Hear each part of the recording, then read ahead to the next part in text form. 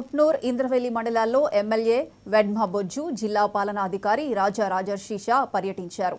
ముందుగా ఇంద్రారెడ్డి మండల కేంద్రం మార్కాపూర్లో మొక్కలు నాటారు. అనంతరం ఉట్నూర్ మండల కేంద్రం కొమరంభీం ప్రాంగణంలో హెలీప్యాడ్ ప్రాంతాన్ని పరిశీలించారు.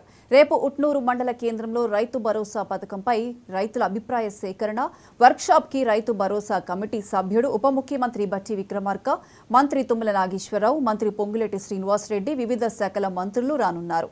ఈ నేపథ్యంలో హెలీప్యాడ్, మీటింగ్ హాళ్లను స్థానిక ఎమ్మెల్యే వెడ్మ బొజ్జో, జిల్లా పాలనాధికారి రాజర్షిషా పరిశీలించారు. చాలా సంతోషం.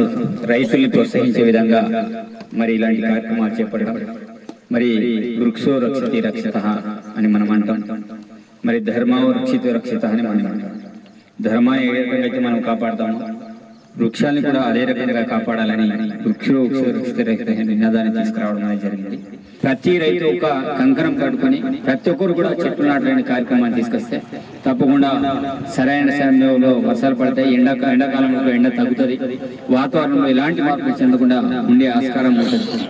ఇది ఏదైతే నీలగిరి ప్లాంటేషన్ ఏర్పాటు చేశారో అదేవిధంగా ఆయిల్ పామ్ ప్లాంటేషన్ కూడా మనం ఏర్పాటు చేయడానికి కొంత ప్రయత్నం చేయాలి. ఎందుకంటే దానివల్ల కూడా ఆదాయం పెరుగుతుంది.